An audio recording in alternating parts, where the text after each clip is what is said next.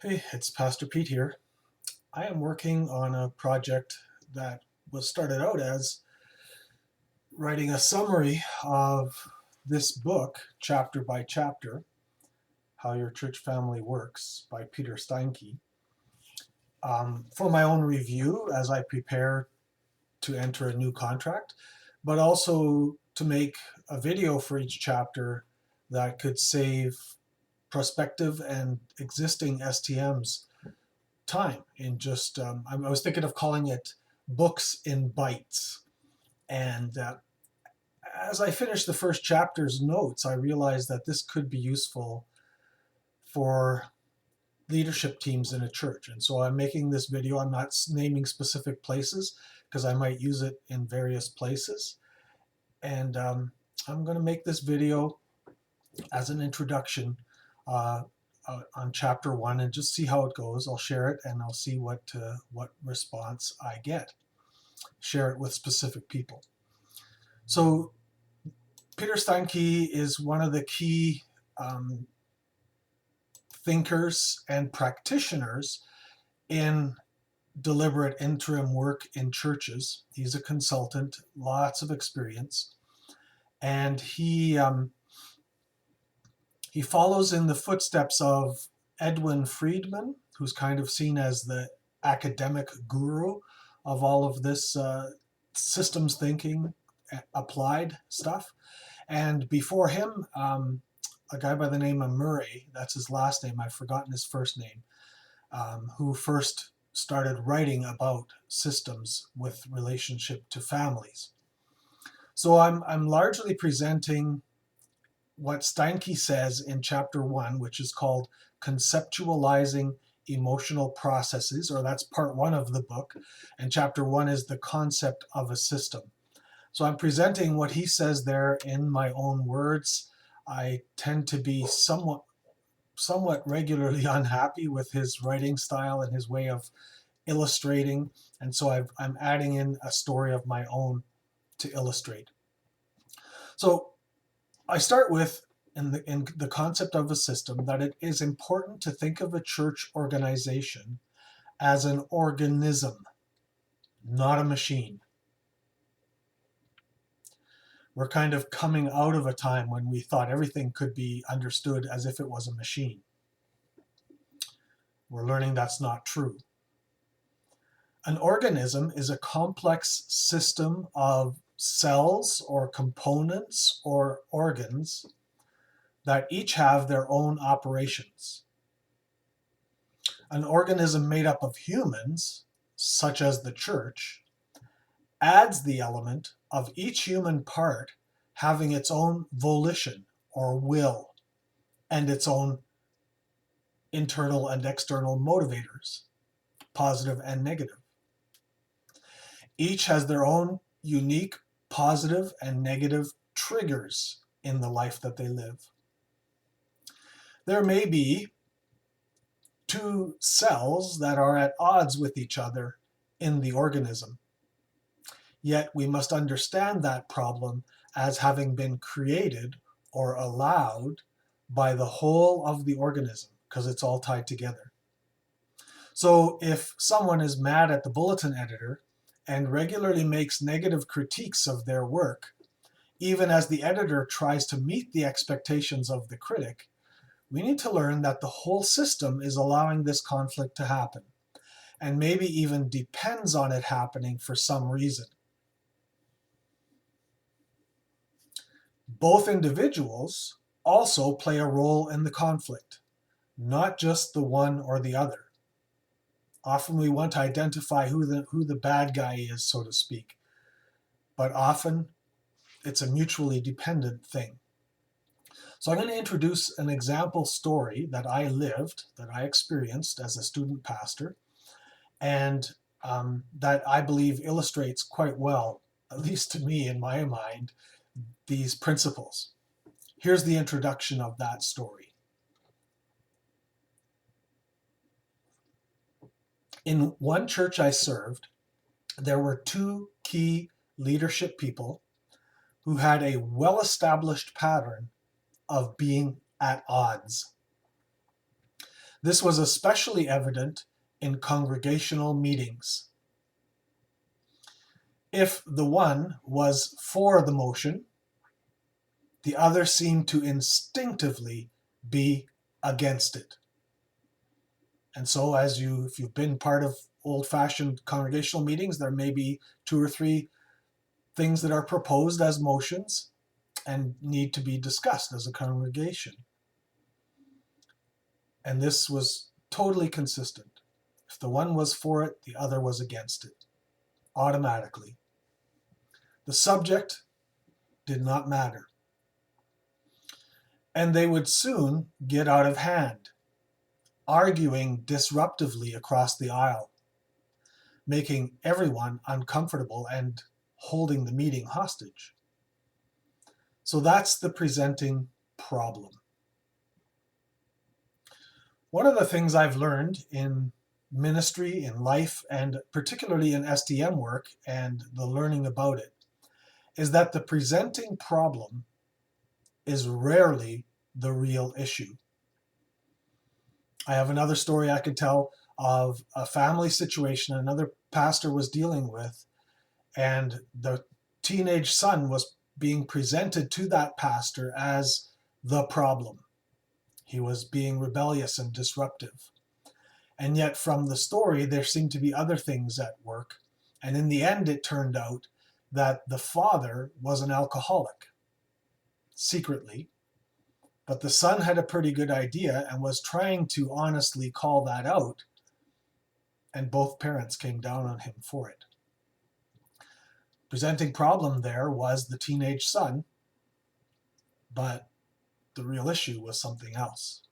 So I'm going to repeat the part of the story I just told, but I want to give you a question to answer. And then if you're watching this as a video or even reading it later, you can pause and write down what your answer would be to that question. The question is, or for discussion or reflection, how would you summarize the presenting problem in this example? In one church I served, there were 2 key leadership people who had a well-established pattern of being at odds. This was especially evident in congregational meetings.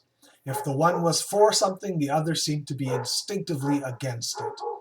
The subject did not matter, and they would quickly get out of hand, arguing disruptively across the aisle, making everyone uncomfortable. How would you summarize the presenting problem in that example?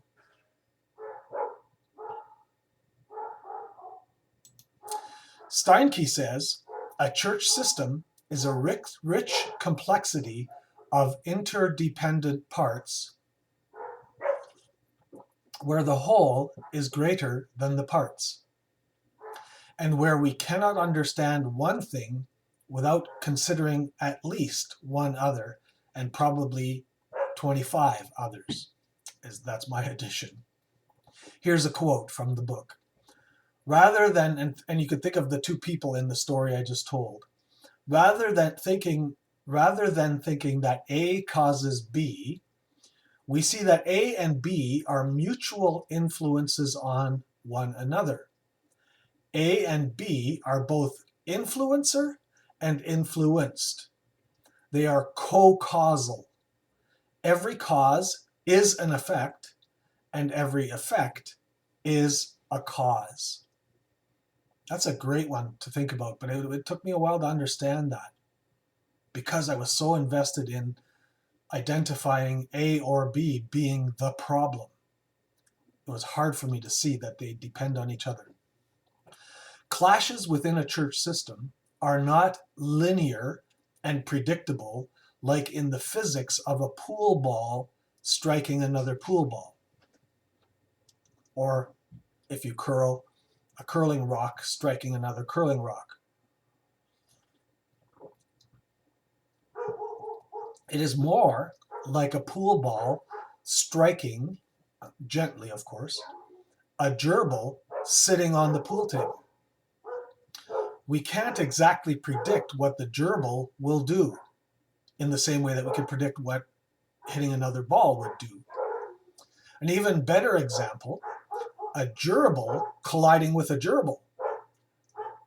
add to that one gerbil has been traumatized before by run-ins with pool balls and gerbils, and therefore thinks crashing into other gerbils is normal and expected, well, and you start to get the picture of how complicated this is. A church organism is, in a similar way, a really complex set of more than just one-on-one relationships, pool ball to pool ball. Each participant has so many variables that there is no one formula for sorting things out. Formula as in a physics formula, E equals mc squared or whatever like that. It is helpful to start by looking at the church as a relationship system that involves a package or web of emotional relationships. Steinke writes this: relationship systems have a unique dimension, and he's talking about human ones here. What most distinguishes relationship systems from other systems are emotional processes. This is where I began to start to appreciate the need for us to learn, in church leadership especially, emotional or relational intelligence. You've heard of an intelligence quotient. Well, there are rankings like that for emotion and for relationship as well. So I'll return to the background story, or to the story that I gave as an example, and give some more background.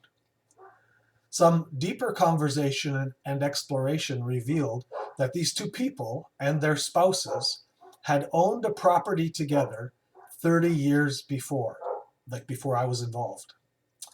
One of the people, who were now still in conflict, felt that they did not get a fair deal on the sale of that property that long time ago. So this was the root of that person's reactionary responses to anything the other person said or did. So here's something to reflect on.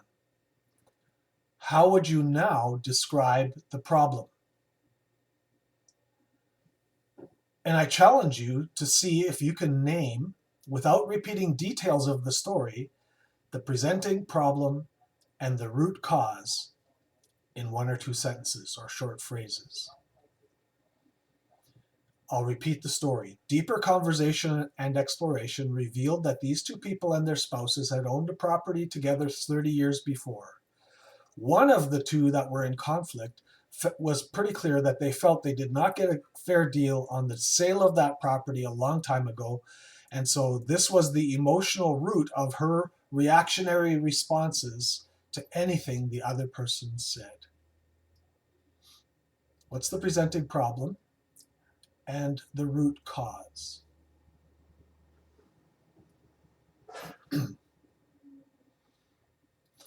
All organisms have a preferred state of operating or being. It's their baseline, their normal. They naturally, like the human body, prefer that balanced state and have automatic processes that will help them hold that balance. The state is called homeostasis by academics, meaning things staying the same or staying predictable. And so organisms, like a church culture, has the same desire. All human gatherings have some desire like that. Steinke says, when subjected to virus, injury, or malfunctioning organs, the body's homeostatic forces go to work. Our immune system is most actively part of that. If balance is reclaimed in that, there is health. So you have the flu, stuff happens in the body to correct that, and health is regained, but you're miserable for a time. And there's, of course, a difference between things like flu, viruses, and stuff like that, and cancer. And so those are some illustrations that we'll get to in another video if I keep this up. And of course, if balance is not reclaimed, there is ongoing sickness or poor health. And there, I'll say as an STM, that sometimes a congregation, even a person, will continue in rather poor health from a health perspective, and that will be their normal. And they won't even know that something's really badly wrong.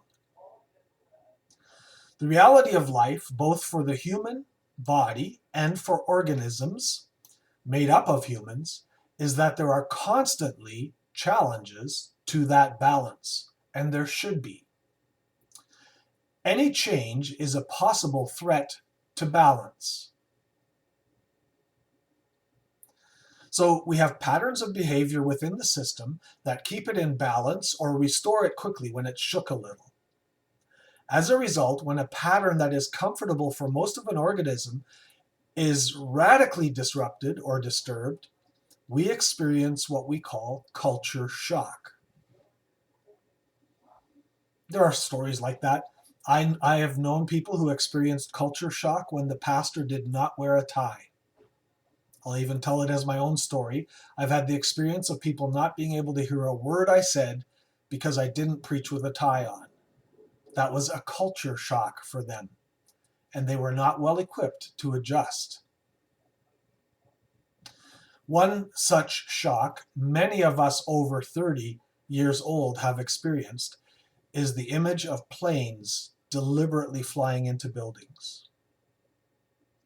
Planes weren't supposed to do that. Not intentionally, not in order to cause damage and kill people.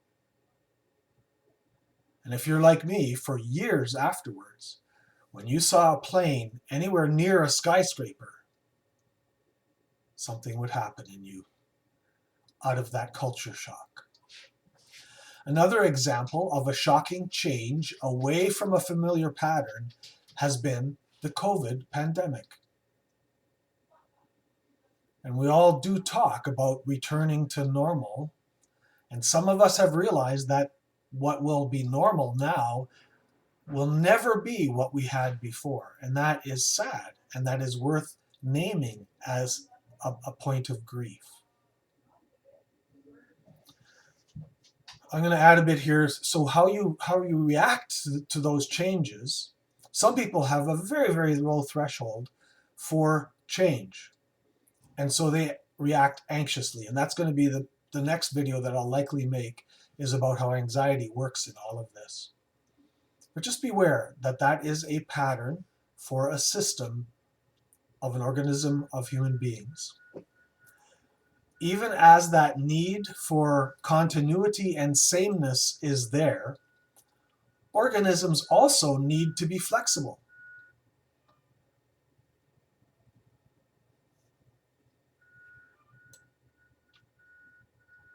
Adaptable. And I have a whole lot of teaching on that as well. Adaptable versus technical. All living things grow and develop. I mean, have you ever seen a living thing that never changes, never grows, never changes? Steinke writes, therefore, change is as normal as the norms to which we've been accustomed. That one's worth pondering too. Therefore, change is as normal as the norms to which we've become accustomed. In the Canadian Christian Reformed Church, particularly, the founding generations of the churches that we have today were traumatized people. That's a theory that I have that I'd love to do research on more, but I have lots of stories to illustrate it. And they were suspicious of emotion. And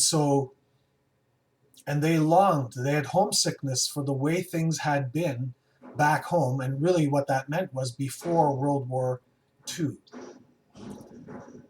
And so they fought to retain cultural habits here in Canada that were no longer relevant and yet had deep meaning for them. I didn't understand that at the time. I understand that now.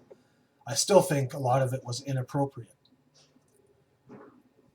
And so any change, such as moving from using the organ in worship to playing guitars, or bringing, of all things, a drum into the church, drum set into the church, became change challenges for them out of their emotional background. Okay, I'll end that insert. That's for another video. There is a time for homeostasis, and there is a time for asking, why are you doing the same old thing? Isn't it time to try something new? System thinking, here's a quote from the book. System thinking instructs us to look at how the whole is wired together, how it's all connected. In a human system, the parts are arranged into a whole through functioning positions. That's, again, another topic. By functioning in a specific way, each person contributes to the system's balance, or even ongoing imbalance that has become acceptable. That's my words. The quote finishes with, as long as everyone functions in the same way, the arrangement is stable. That quote always brings to mind for me a small town I served a church in Ontario, where one year the ministers all got together. We were going to clean up the town drunk. It was the same guy for like 3 or 4 years. And so we got together and got him into treatment, and he was off of his street corner. And 2 weeks later, there was a new town drunk sitting there. It was like it was a role that the system needed for balance. I'm not saying it was, but it was like that. So I'll go back to my example now. These two people from two different couples, one a male and one a female, would disrupt homeostasis in the congregation, and yet were also part of its normal, because they were always this way for as long as most people could remember. They were founding members of this church, and no one had solved the problem that they had between them. When I was there as a student pastor, I experienced their disruption firsthand. And I'll just say it was a huge learning moment for me. Let me finish that story off. That unsatisfactory sale of co-owned property turned out to be a key motivation to this predictable, repeated conflict that held the congregational meetings hostage each time an important subject was discussed. The dispute had nothing to do with the subject at hand, even though the words seemed to be a dispute around the decision to be made. Linear, non-relational thinking that wants to solve the presenting issue could just order them to be silent in meetings, and so seemingly solve the problem. But it would not address the systemic, relational, emotional root issues. A loop of negative and disruptive behavior had been created and perpetuated over 30 years.